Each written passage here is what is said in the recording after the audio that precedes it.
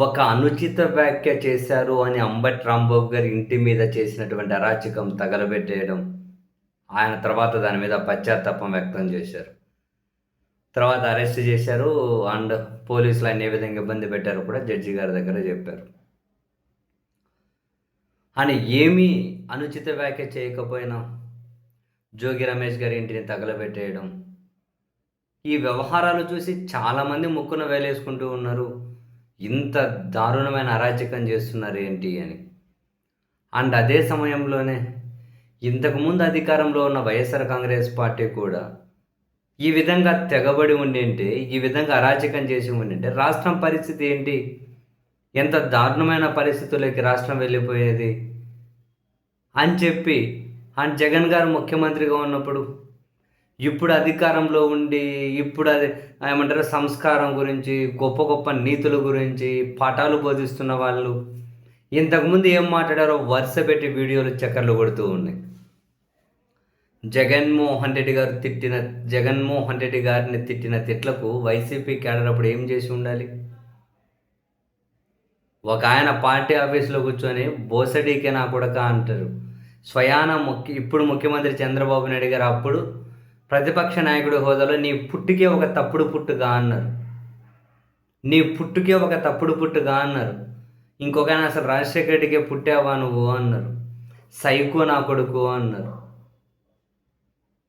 ఇంకొక మీడియా ముసుగులో ఒక మీడియా యజమాని జగన్ అర్ధరాత్రి అయితే వాళ్ళ నాన్న ఫోటో దగ్గరికి వెళ్ళి ఆత్మతో మాట్లాడినట్లు దెయ్యంతో మాట్లాడతాడు అన్నారు. జగన్ గారిని వాళ్ళ భార్య గారి మీద అంత చెత్తగా నీచంగా ఒక సినిమా తీశారు.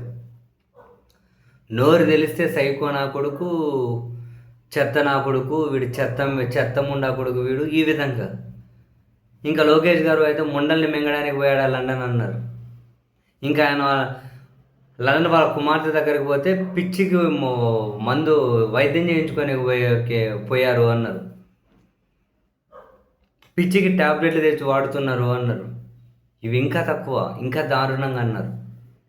ఇక్కడితోనే ఆగలే. ఒక జగన్ గారిని ఉద్దేశించే కాదు, అసలు హోంశాఖ మంత్రి, అప్పుడు హోంశాఖ మంత్రిగా ఉన్నటువంటి మేకతోటి సుచరిత గారి గురించి ఇప్పుడు స్పీకర్గా ఉన్న వ్యక్తి మాట్లాడిన మాటలు ఎవరు మర్చిపోతారు? అప్పుడు మినిస్టర్గా ఉన్న రోజా గారి గురించి, ఇప్పుడు కేంద్ర మంత్రిగా ఉన్న రామ్మోహన్ రెడ్డి గారి మామగారు, ప్రస్తుతం ఎమ్మెల్యే కూడా ఒక సీనియర్ నేత, ఆయన మాట్లాడిన మాటలు ఎవరు మర్చిపోతారు? రోజా గారు వెళ్ళి లాడ్జ్లో పడుకుంటుంది అన్నారు. ఇంకా దారుణంగా ఇన్ని మాటలకు ఏం చేసి ఉండాలి?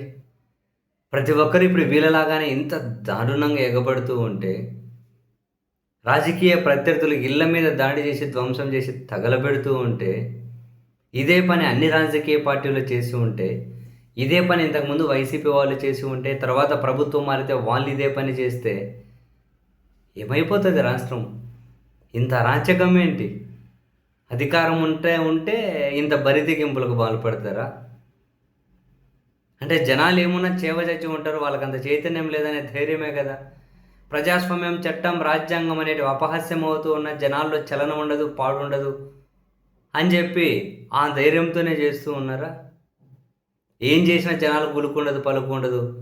ఏది ఎంత తగలబెట్టేసినా ప్రజాస్వామ్యాన్ని తగలబెట్టు, చట్టాలను తగలబెట్టు, వ్యవస్థలను తగలబెట్టు, ఏది ఎట్లా తగలబెట్టినా జనానికి పెద్ద పట్టింపు ఉండదనే ధైర్యంతోనేనా ఇవన్నీ చేసేది?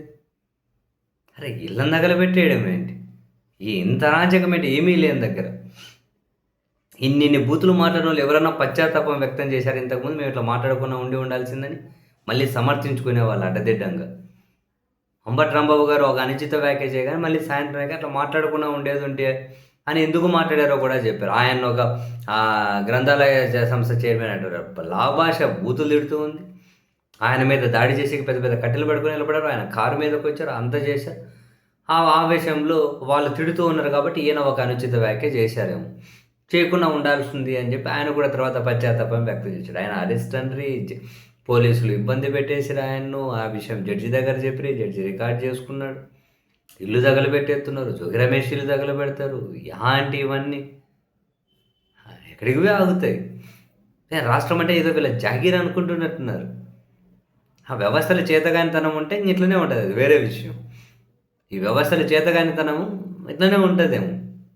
కానీ అధికారంలో ఉన్న ప్రతి ఒక్కరు ఇలాగే చేసుకుంటూ పోతే ఎవడు ఆంధ్రప్రదేశ్లో సంసారం చేయాల్సిన పరిస్థితి ఏముండదు మరి రాబోయే రోజుల్లో.